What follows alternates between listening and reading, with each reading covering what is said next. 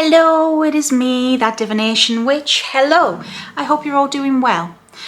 I am here to talk about deities, paganism, polytheism. Basically, this question is asked quite a bit of me, but how do you know what deities are around you and who they are and, well, if they are there and why, I suppose. It's basically, how do you find out these things? How do you know? Well, let's talk about it. Let's get into it.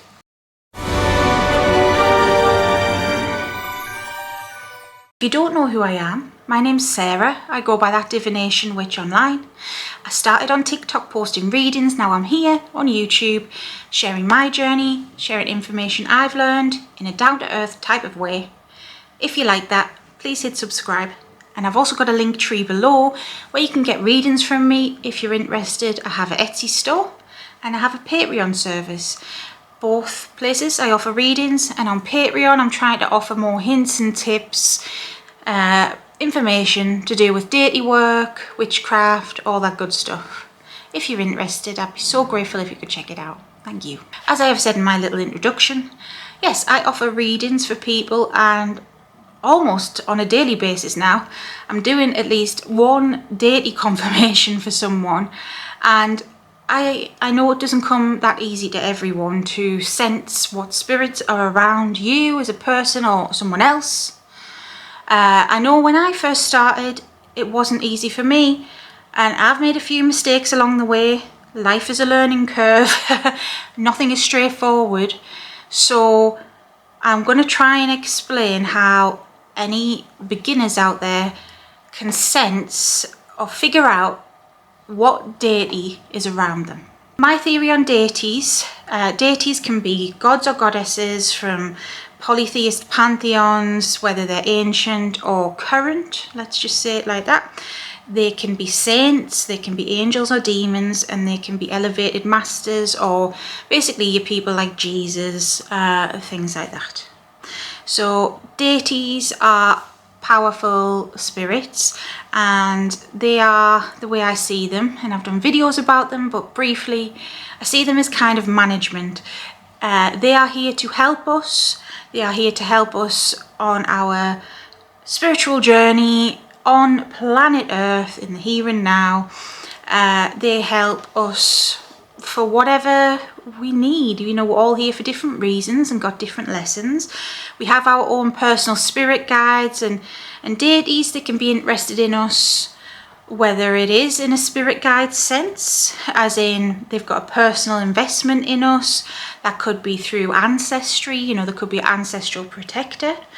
They could be linked to us through past lives, or they might not be linked to us through those things. They may just be like interested in us, interested in where our path is taking us.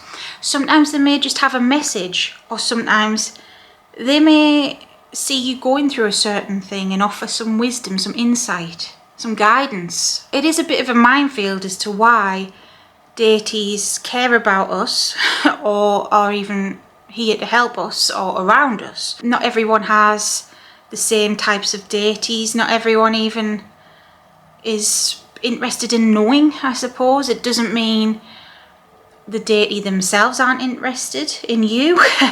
And you can also reach out to a certain deity, just saying, because it is a two-way street. I say that time and again.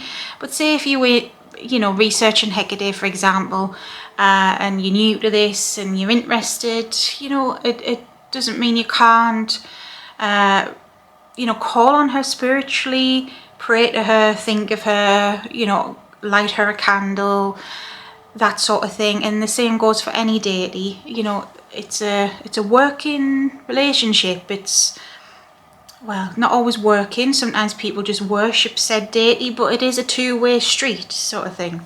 There's nothing stopping you initiating this as well. So I hope I've explained that in a nutshell. But how do you know? So you need to trust your intuition. And that can be very hard, especially when you're new to this and you're not used to trusting your intuition.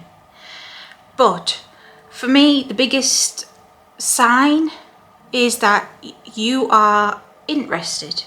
You are willing to learn and be open-minded. So that's the first step. You're starting out and you are researching spirituality, you're researching different things, you're watching this video, you're watching other videos about this sort of stuff. So there is a part of you interested. That's the first step. When you start becoming interested, you may start to hear different names being passed about, like Hecate or Apollo or Loki or Odin or whoever. Your research may take you down several rabbit holes. I know it did that for me, and it still does that for me. You know, I could spend weeks researching the Norse and the Norse pantheons and histories, and then I could all of a sudden start researching Hermeticism and then I could start, I don't know, researching something else, you know. There are so many different pantheons, different histories, different paths. It can be very overwhelming, but what I would say to you is to go with the flow. First, if you are new to this, just keep an open mind. Now, if you're anything like me, there may be certain deities that you're drawn to, and there is always something in that, okay? Even if it's not that particular deity on the other end, it may be somebody like them. So a lot of you guys find me because you're interested in Hecate, and that's great, and there's something in that. There really is. Even if it's not obvious, you know, your interest in Hecate isn't for nothing. You found her name for a reason, you know, and that reason could be to work with her or start worshipping her or start down a path with her. But it could also be a path with her that leads you to somebody else.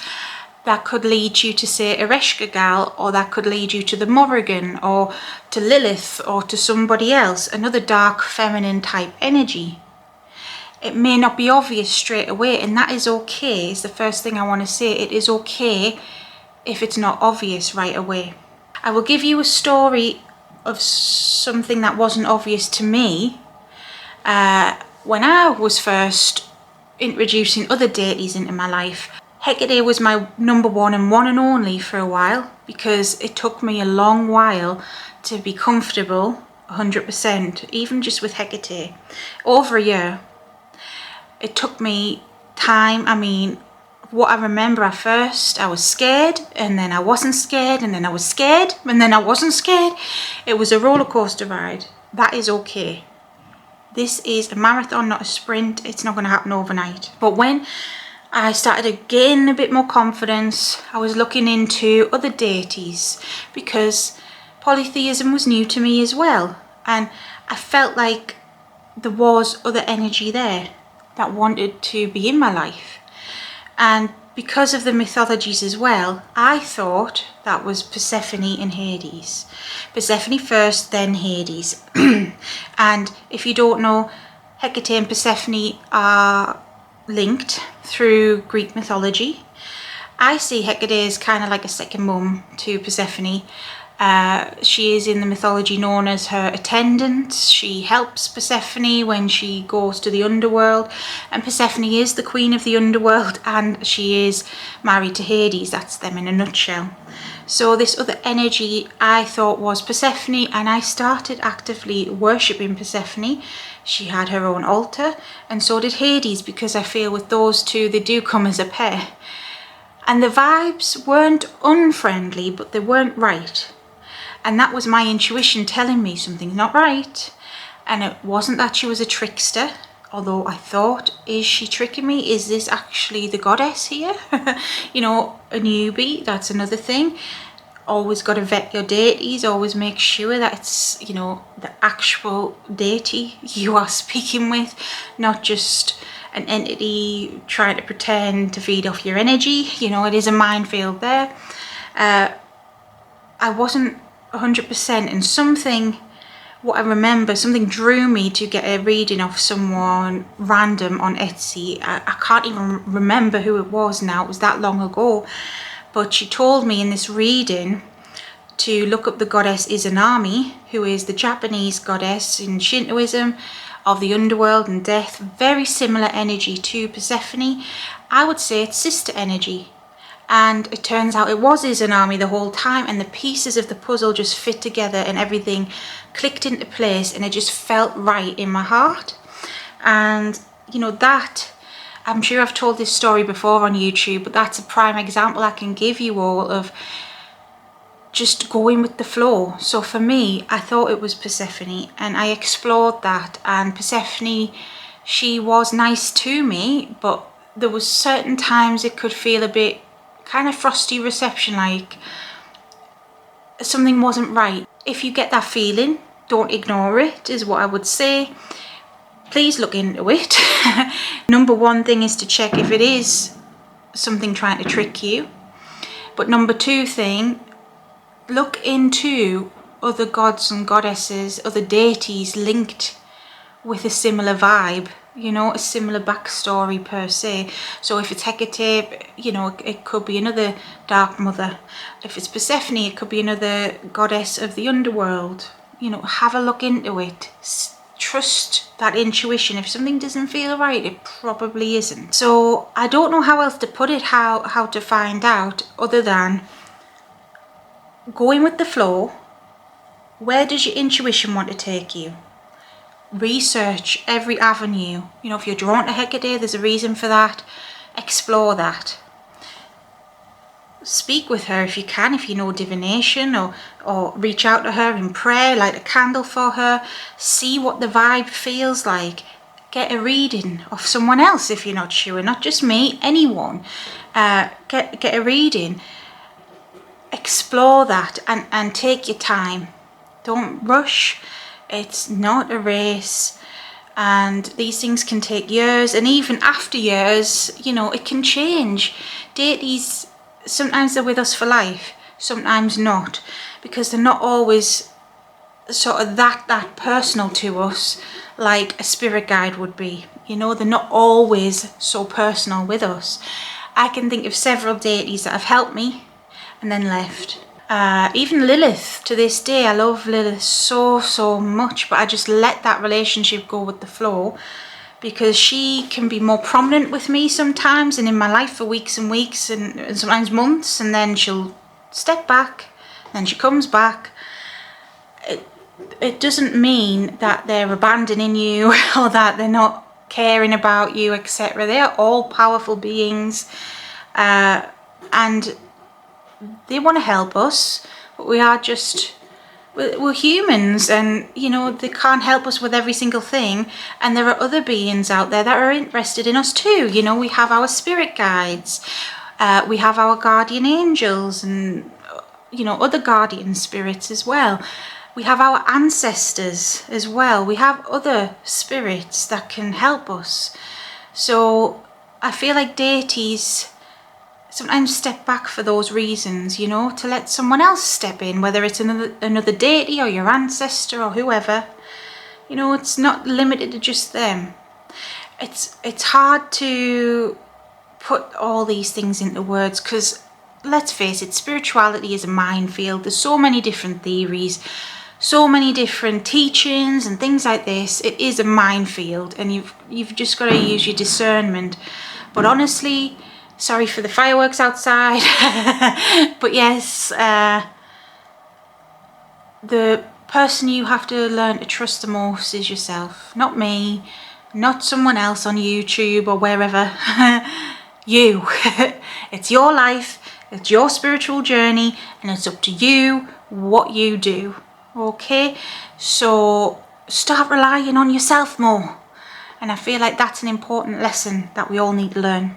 So let me know if you've got any other hints or tips or ways you found out what's your story, or do you not even work with a deity? Have you just stumbled across this? Let me know, I'm interested. And until next time, stay safe and stay witchy. Bye.